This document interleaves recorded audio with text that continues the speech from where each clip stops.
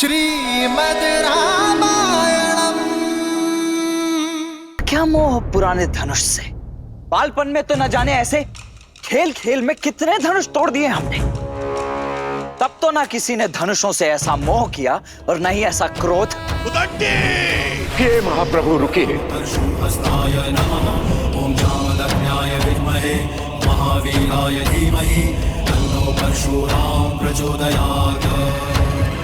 ये दोनों दशरथ पुत्र मेरी छत्र छाया में है। इन दोनों की सुरक्षा का उत्तरदायित्व इनके पिता ने मुझे सौंपा है। प्रभु यदि इन्हें कुछ हो गया तो मैं महाराज दशरथ को क्या उत्तर दूंगा?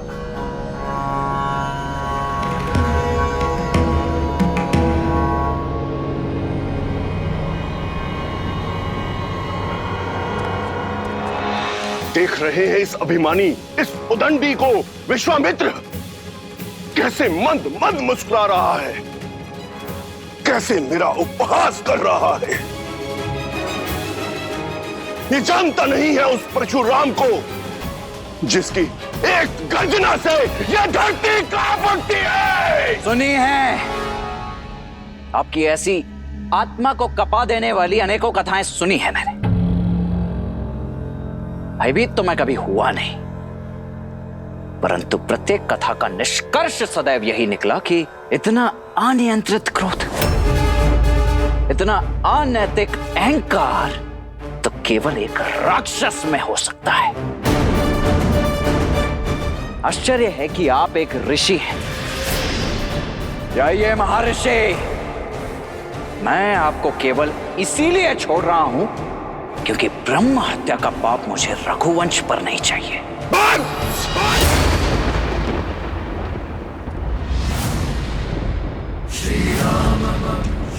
विश्वामित्र, इसने मेरा अनादर करने का साहस कैसे किया?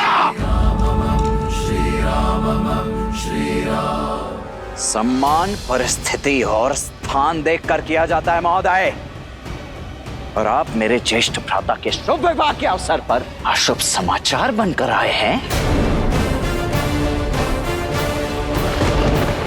फिर आप चाहे आप ब्रह्मा हो, महादेव हो या स्वयं विष्णु के अवतार ही क्यों ना हो,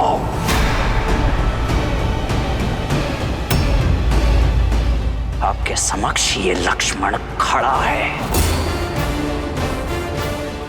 आप होंगे संसार के भगवान,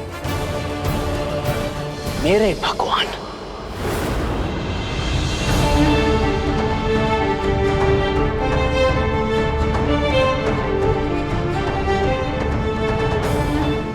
मेरे भैया प्रभु श्री राम ही हैं।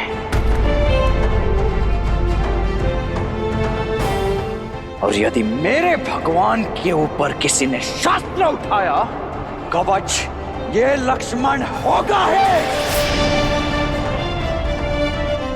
यदि किसी ने भी श्री राम की ओर एक भी अशुभ पग बढ़ाया तो या तो उसके पग मेरे बाण रोकेंगे या मैं स्वयं उसके बाणों की आहुति चढ़ जाऊंगा।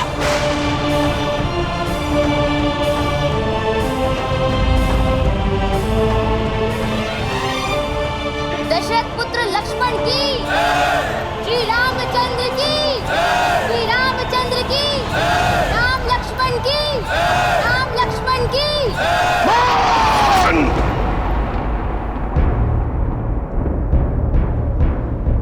इसके पिता से मेरी ओर से क्षमा मांगना ब्रह्म ऋषि, क्योंकि मैं उन्हें संसार का सबसे बड़ा दुख पुत्र शोक देने जा रहा हूं।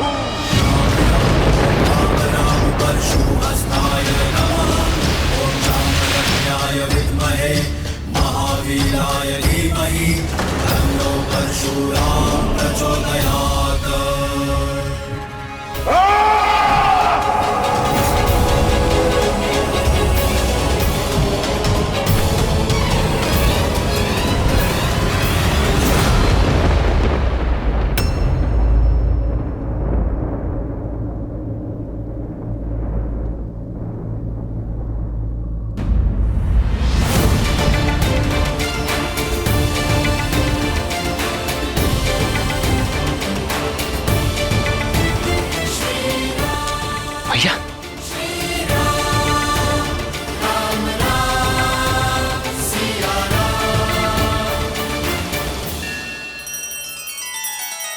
श्री रामचंद्र कृपालु भजु मन हरण भव भय दारुणम नव कंज लोचन कंज मुख कर कंज पद कंजारुणम। सिया राम सिया राम सिया राम सिया राम। आदर्श और मर्यादा की है ये कथा महापावनम काट मद श्री से मिला दे श्रीमद रामायणम श्रीमद रामायणम। सिया राम सिया राम सिया राम सिया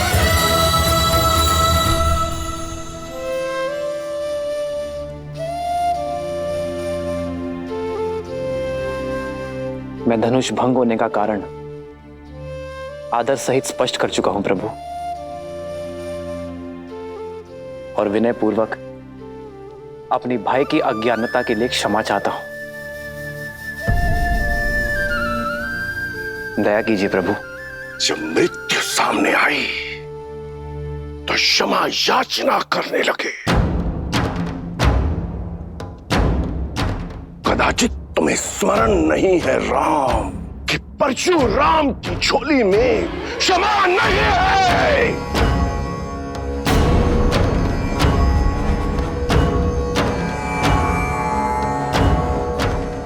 मेरे मन में आपके लिए बहुत सम्मान है ऋषिवर, मैं आपके पग की धूल भी नहीं हूं,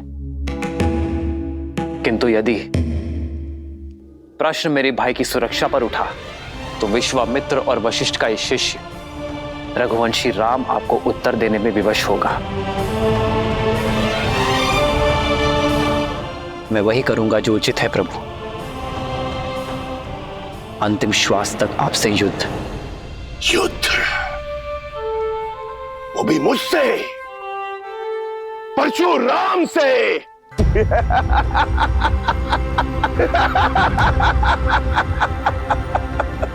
जिसने कार्तिवीर्य अर्जुन की 998 भुजाएं काटकर उसके सर को धड़ से अलग कर दिया, उस परशुराम से जिसे बिना तोड़े धनुष पर प्रत्यंचा चढ़ाना नहीं आता, वो इस परशुराम के समक्ष शस्त्र उठाएगा।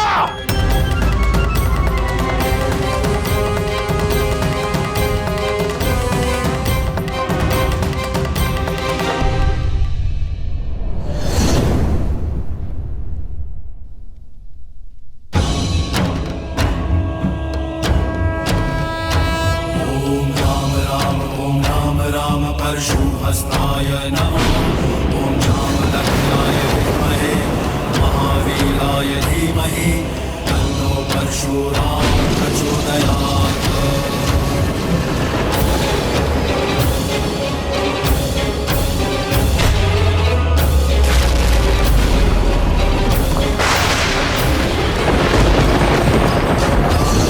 परशुहस्ताय नमः।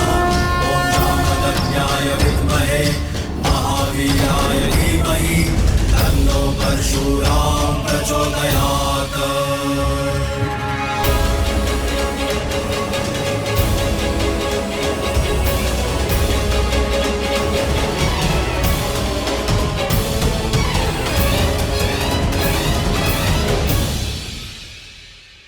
पिनाक को तोड़ने का मद रखने वाले बालक, ये श्री हरि नारायण का धनुष सारंग है।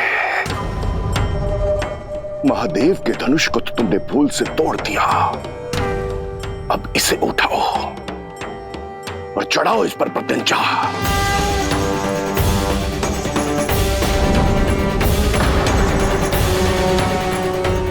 अभिमानी बालक, दिखाओ अपने बल को, कितना बल है तुम में। अरे प्रत्यंचा चढ़ाना तो दूर, तुम इसके भार को सह भी नहीं पाओगे।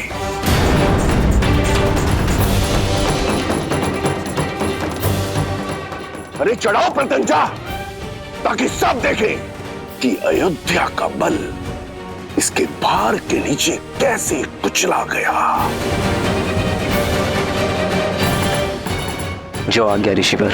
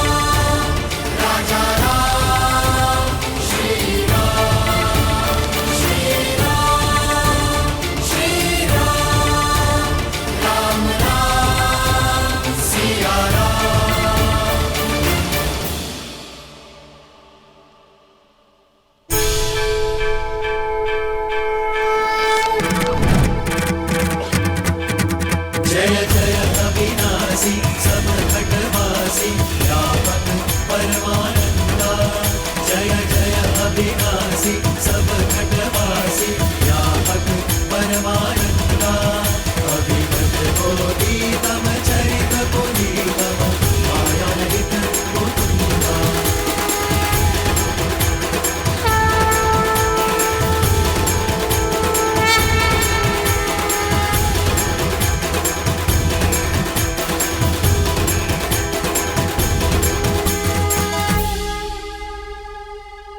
अहंकारियों को 21 बार इस धरा से मिटाने के बाद भी मैं अपने अंदर के अहंकार को नहीं मिटा पाया।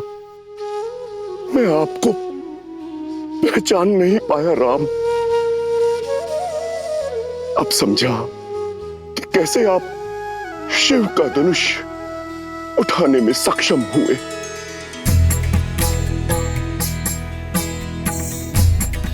श्री रामचंद्र की जय।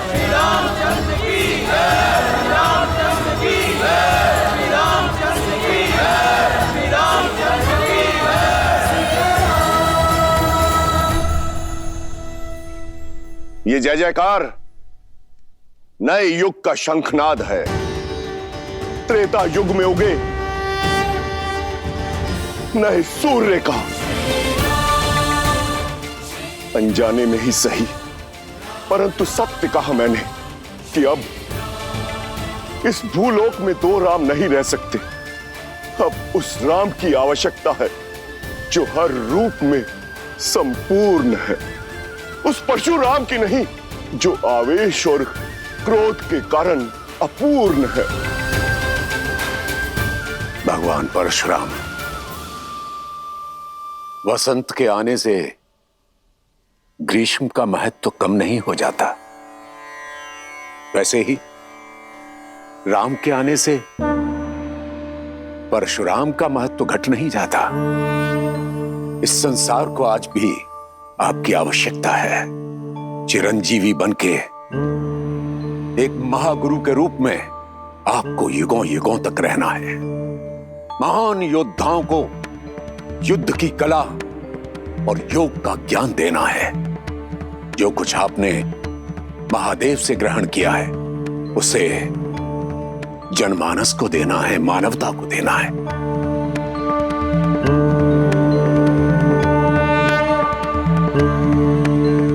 अब इस बाण का क्या करूं ऋषिवर, जो इस धनुष पे चढ़ाया है? मैं जानता हूं राम कि धनुष पर चढ़ाया बाण लौटाया नहीं जा सकता। अब इसे लक्ष्य देने की आवश्यकता है। तो बताइए ऋषिवर, क्या लक्ष्य भेदू इस बाण से? आप तो चिरंजीवी हैं, तो ये बाण या तो आपके तप की शक्ति को काटेगा या मन से विचरण करने की शक्ति को। पूरे आर्यावर्त और दक्षिणात्य में महारथियों को ज्ञान देने और हिमालय से दूर दक्षिण तक अनेक आश्रम स्थापित करने में मन की गति का सहयोग होगा। इसलिए इस पर कृपा कीजिए और उस तपोबल पर प्रहार कीजिए जिसके कारण मुझ में अहंकार आ गया था।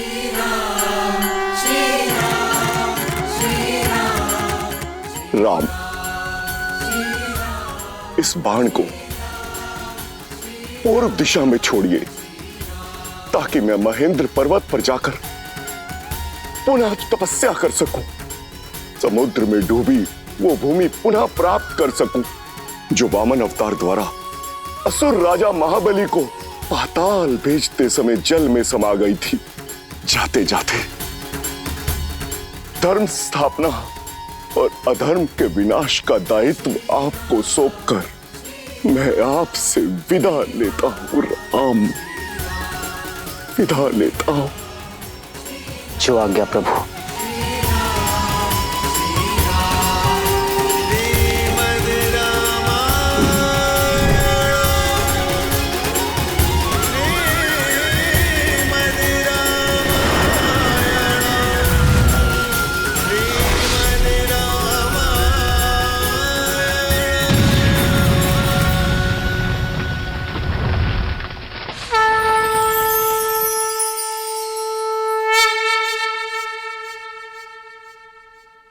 मिथिलेश जनक, महादेव का धनुष भी साध लिया गया और भगवान परशुराम का आशीष भी मिल गया।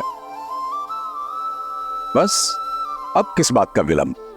पूरे विधि विधान से विवाह की तैयारियां कीजिए।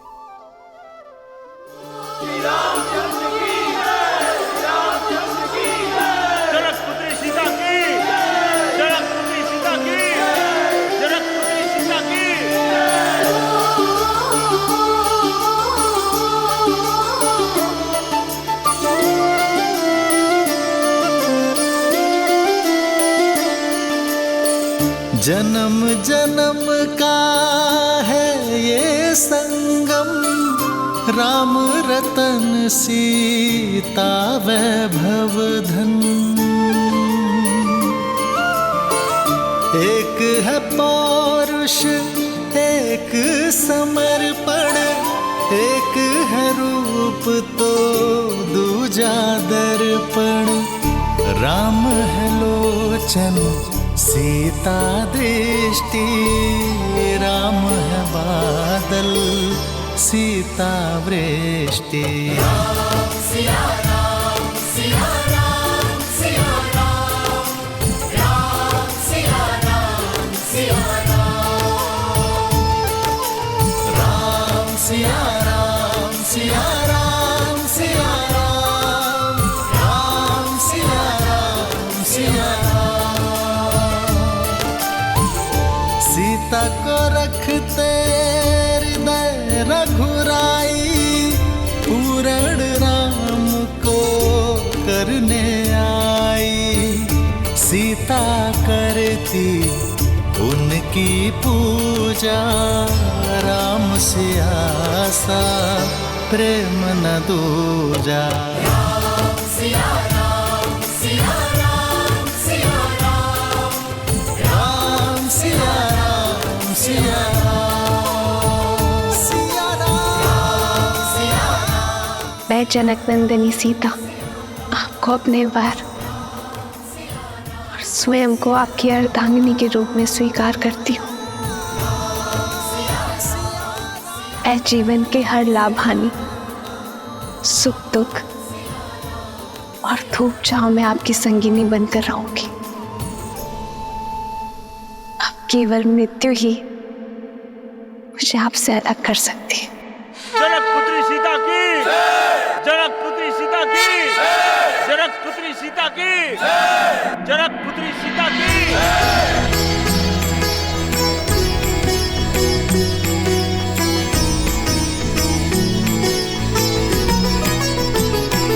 हो सोहती सिए राम के जोरी, छवि सिंगारू मनहूं एक ठोरी।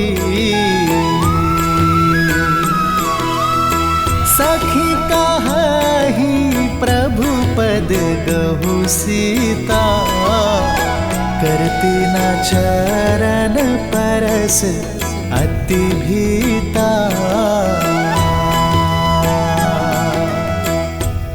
आपने मुझे अपना अर्धांग चुना है, अर्थात हम दोनों एक दूसरे को पूर्ण करेंगे।